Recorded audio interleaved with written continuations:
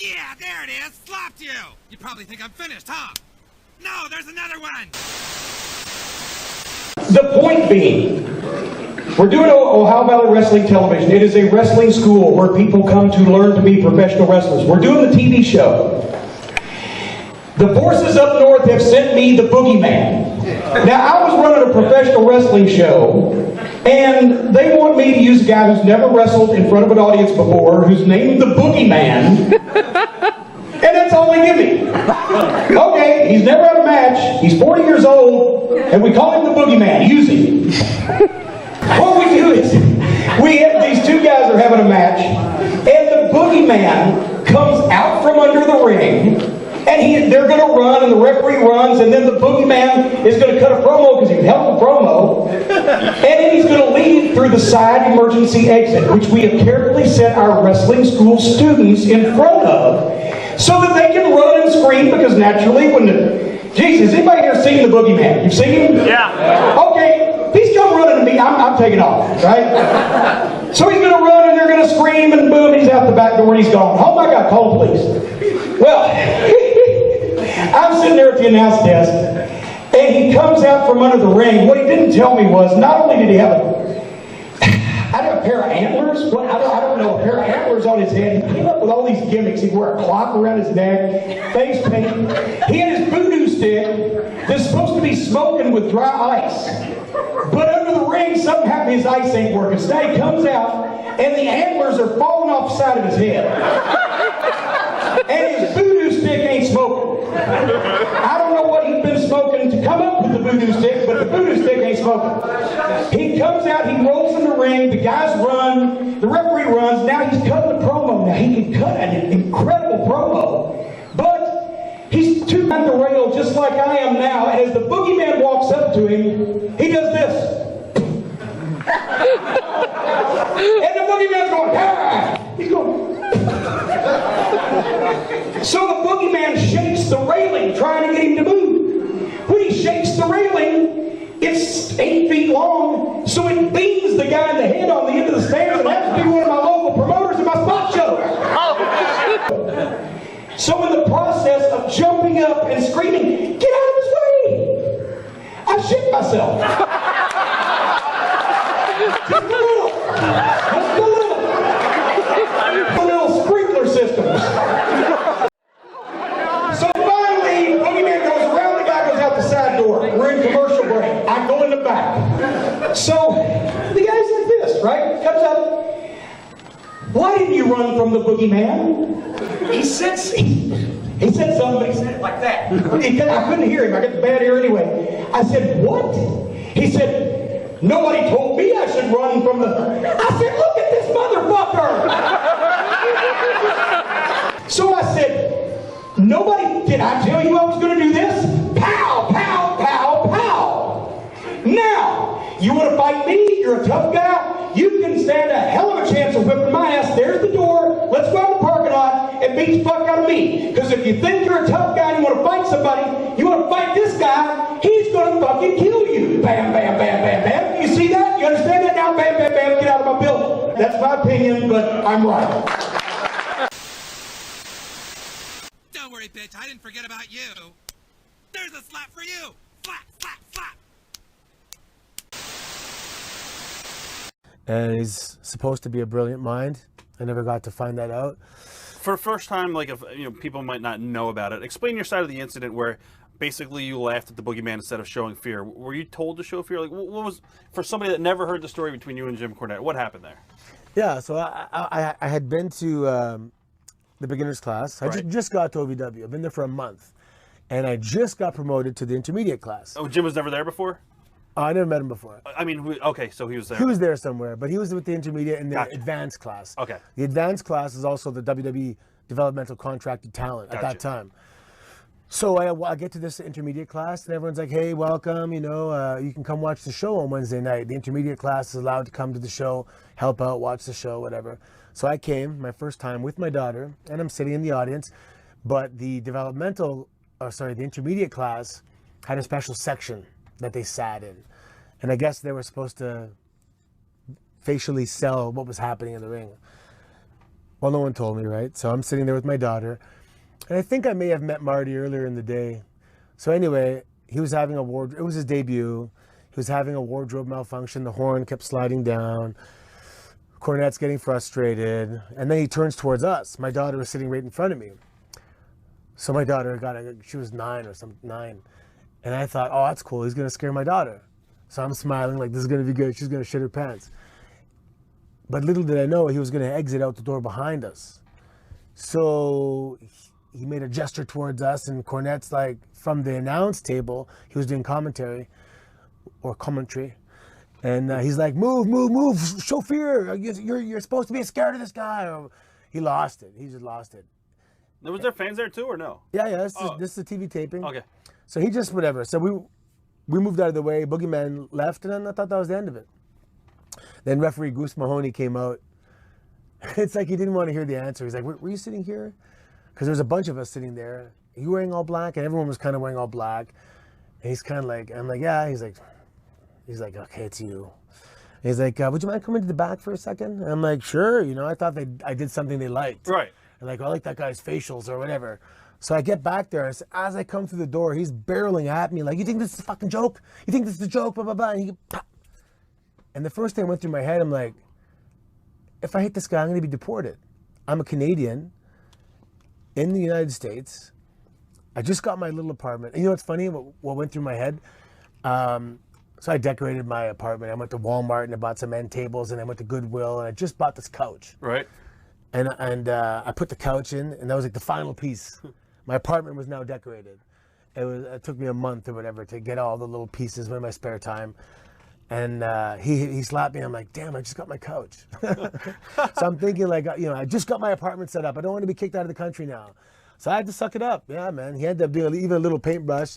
So there's a whole hallway of talent. Yeah, I was going to say, go ahead. And they're all looking at me and they're like, oh, bro, sorry, man. Like, they felt bad for me because this guy was abusing his power and taking advantage of me.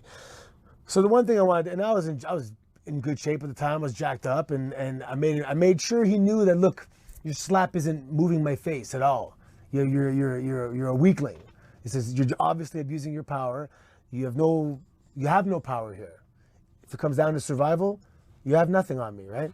I wanted to make sure I conveyed that with the look I was giving him and making sure my head wasn't moving. And I spoke, and so he's saying, you think this is a joke or something? I said, and I'm like, I don't even know what you're talking about.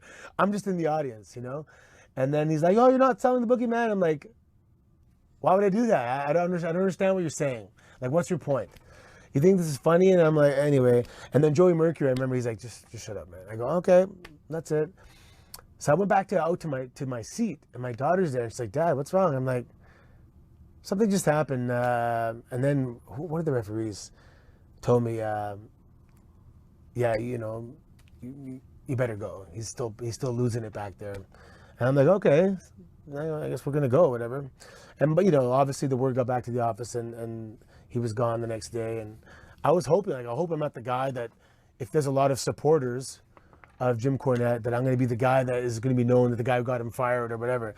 But luckily, a lot of guys hated his guts because he'd freaked out on a lot of people and taken it too far and embarrassed people.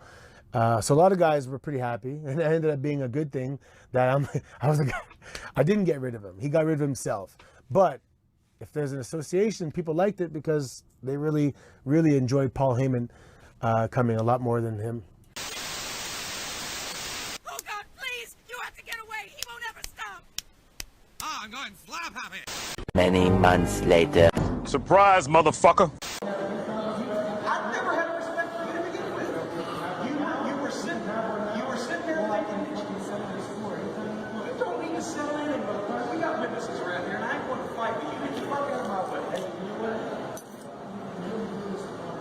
No, you did it the wrong way. When you shot her, yes, you a goddamn show. Yeah, here's my job. You became a show. There's a line because you couldn't do anything else. Because you were a fucking show. Get the fuck away from me. I'm trying to walk away from you. Hey, look at this guy. He's trying to start a fight with me, and I'm trying to walk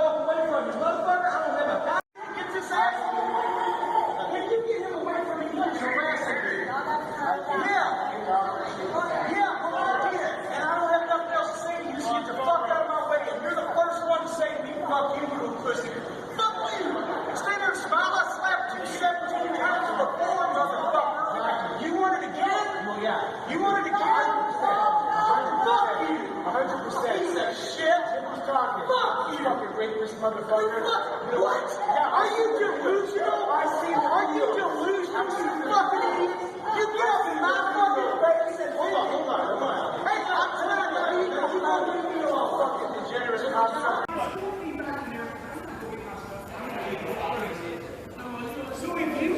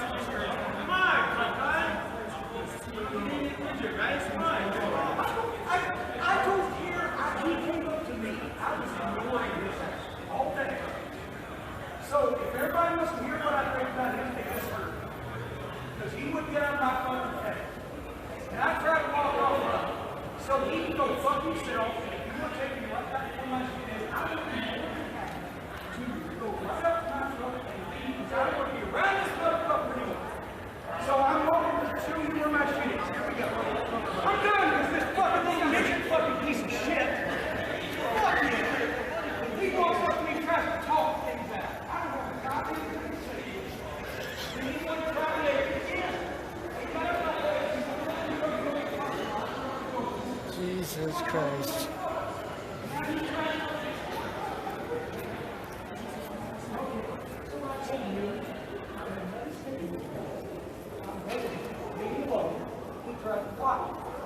We need to talk about this. We can do this again. It's not like the first time. I don't need to. It's 15 times a year. Hang on. Let's go and get my shit. I'm out of here.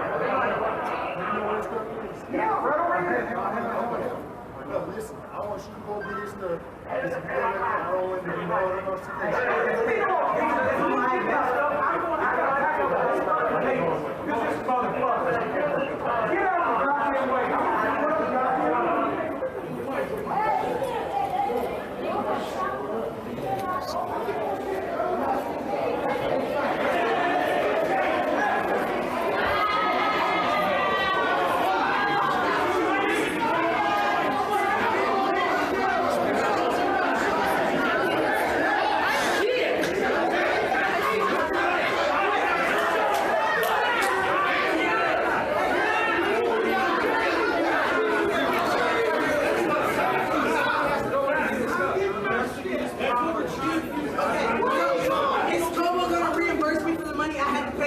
I need him here. I paid him money to be here. He cannot leave. I don't give a fuck about what any of you say. I paid him to be here. Hey, the rest of the show started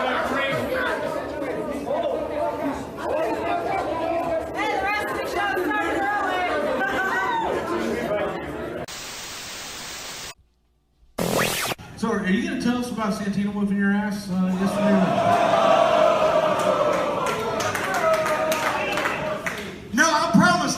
I'm not going to do, I told several people outside, the one thing I'm not going to do in Detroit is go to fucking jail, okay? If I'm going to go to jail, I'm going to go to jail in Myrtle Beach, South Carolina, or someplace that's a little more pleasant, and since it's the Carolinas, I might have a little more pull. No. Or get pulled. So dipshit. Okay, good. Is it a co-ed prison? No, dipshit's there yesterday because all the stars canceled. And they needed somebody. So I don't know if y'all are aware of this, but I have not. And you were there, right? Because all the stars canceled. Well, that's what you said. All the other stars. Talking about all the other stars. I'm a star. I'm one of the greatest stars there are in the heavens.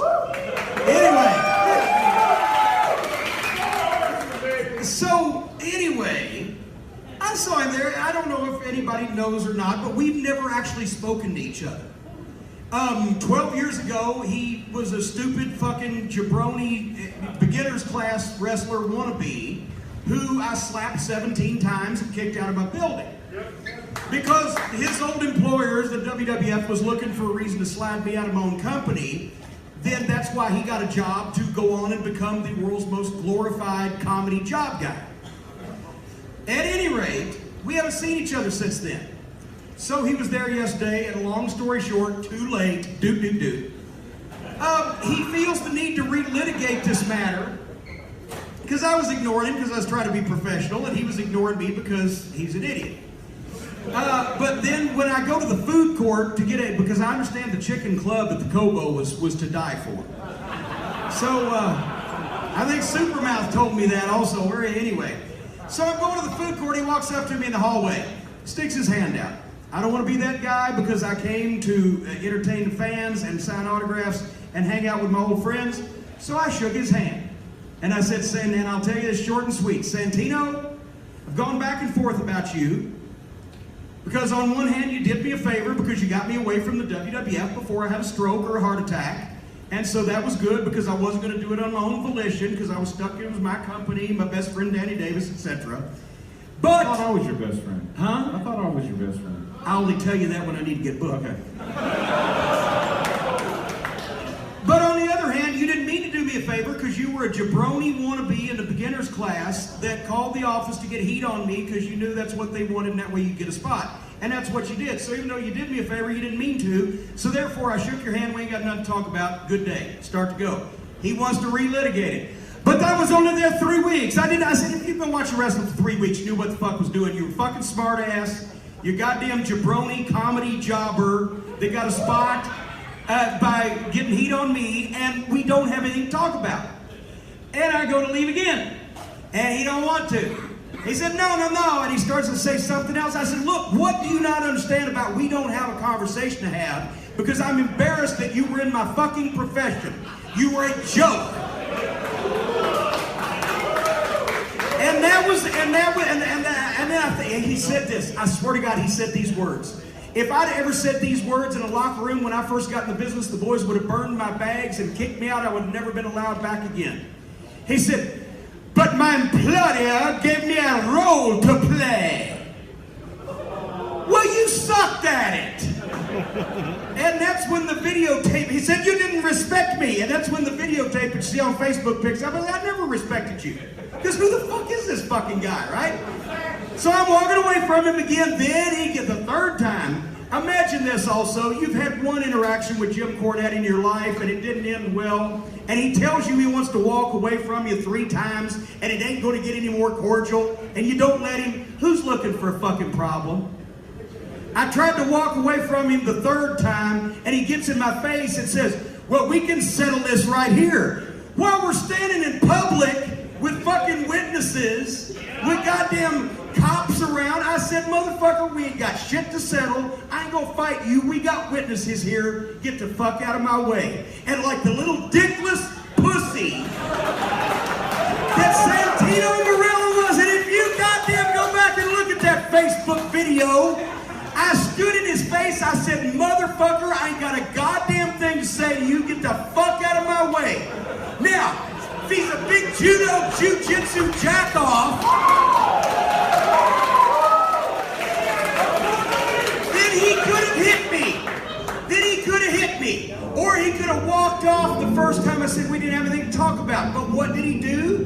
He wouldn't let me go anywhere, but he didn't want to do anything because he wanted me to hit him first like I did last time. So then he gets, Cornette's crazy and he'd either call the cops or he'd say self-defense, or maybe he'd drop down and sell that little stack of dimes pussy neck of his and try to sue me because I got money and I've got a job and he don't because he's unemployed because he's a fucking piece of shit. And don't think I'm talking about Santino, whatever the fuck his name is. Don't think I'm talking about him behind his back because if you go back to Facebook and you look, I believe I very clearly did on that video say, fuck you motherfucker, you are a piece of shit. So don't accuse me of talking behind his back. He didn't do anything to me because he didn't want to get arrested. He wanted me to get arrested and I didn't fall for it, and I walked off from him, and I walked off from the whole goddamn thing, and then they kicked him out of the Kobo. Fuck him.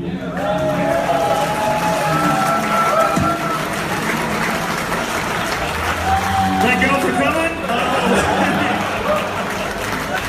And hey, Santino Morella, if you got a fucking lawyer, I understand he's got a lawyer who once got sodomy reduced to tailgating. If you got a lawyer and you want to sue somebody, well, you know who to sue. Bruce fucking Pritchard, right here. Oh, Kev, Jim Cornette at it again, this time after 12 years. Confrontation, Santino Morella. What do you think? Yeah, I mean, I saw, you sent me the clip. I had heard something about it. And then when I went to the YouTube clip, checked it out, there was a whole plethora of different things and some different angles, extended cuts of the confrontation before and after. I know the backstory. I saw the Bruce Pritchard thing where he was doing the Q&A with everyone. But Jim is so aggressive. Like, he doesn't even try and be diplomatic. Like, Santino, to me, doesn't seem to be this dick or this kind of, like, fucked up personality guy that nobody likes. From what I understand, Santino's pretty liked in the industry. And Jim was painting him as kind of really a fucking, a real asshole. You couldn't hear what Santino was saying to him. You saw Santino standing in, I guess, Jim's space. And Jim was very vocal. So you can hear everything Jim said. I don't know if you can hear, DT, but I didn't hear anything clear about what Santino was saying to him. I did hear what Jim was saying to Santino. And it was very aggressive. Mm-hmm. Yeah, it's fucked up situation. I mean, last year Santino did a shoot interview and really buried Jim Cornette, so there was obvious animosity on both sides. Well, they've both been doing it to each other for years, but I think Jim with a lot more venom. What disturbed me the most out of this is a clip that surfaced tonight. Now, I honestly don't know why all these websites are trying to censor it. I mean, do a not safe for work warning or something like that, but later on in the broadcast, I guess he must have been talking about Vince Russo and had a piece of paper. I don't know, maybe he was simulating it was the order of protection or something like that. Mm-hmm. And he pretended that he was going to pee on it, and he actually, for a moment, accidentally whipped out his penis. He did. That's a clip that just aired? That's a clip that surfaced online a few hours ago. Jim Cornette joking around. You see it censored, so you don't actually see his penis, but you see him actually go to pull his sweatpants down, and you hear the crowd going, "Oh, no." So obviously it was legit. Yeah. I mean, I used to joke around about Jim Cornette, thinking he's a little bit too much of a whack job. Then I started warming up to him again, but I don't know. He's got his good points and his bad points, but I think he's a little bit over the top. Yeah, he's a little bit over the top, and like I said, I mean, when you paint somebody as an asshole and a loser, and you hear that from multiple people. Have you, DT, heard disparaging, horrible things about Santino Morella in the industry? I heard he was actually pretty liked. I've heard mostly positive about him, to be honest with you. Yeah. Jim saying he's and Santino, by the way, is not a loser. Santino, doesn't he have his own gym, has his own business? He's not some derelict. I think so. I think the most fucked up thing about it was, after their little verbal altercation at this autograph convention in Michigan, that Cornette left. There were a lot of people that were there to see Cornette. And, the clip is funny because you see, like, the mark that actually paid for Cornette to appear. Personally, I think that whoever that person was should have made sure that Cornette and Santino had already buried the hatchet before they both appeared at the same convention. But if you ask my honest opinion, whoever that was probably didn't even know about the confrontation because it happened 12 years ago. Sure enough, they exchanged words, Cornette walks out, and a lot of fans were screwed as a result. Yeah, but wasn't, from what I understand, Dominic DeNucci was part of this thing? I don't know. Well, they were naming the wrestlers, and I think Cornette was probably the biggest name on there next to Santino. Yeah. I think they said Dominic DeNucci, and someone told me Dr. Jerry Graham. I didn't even know he was alive. You know what? In certain areas, there's some wrestlers that are more well-received and popular than other areas, but still... Oh, yeah, one of the Graham brothers. I'm not sure if someone wants to look it up in the chat room. It's one of the Graham brothers. Definitely Dominic DeNucci. I saw his name mentioned several times.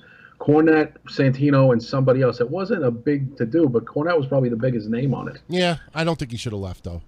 No, he shouldn't have left. And I saw some, some venomous comments towards Jim in the YouTube section. So Jim not exactly getting overwhelming support. I wouldn't even say it's split down the middle. A lot of people are saying Jim's hothead antics are getting a little tired. Actually, someone left an interesting comment saying this is getting a little tired. Well, if that's the case, then people should stop booking him. I mean, he came off so good at the Hall of Fame and charming and with Rock and Roll Express, and he was great, and even his backstage interviews. And then just something again started up with Vince Russo again, and then this again. And Jim's always been aggressive, definitely not a guy shy of speaking his mind, but maybe a little bit too over the top, even for wrestling, don't you think, DT? Yeah, I think so. We are building a religion. We are building it bigger. We are widening the corridors and adding more lanes. We are building a religion.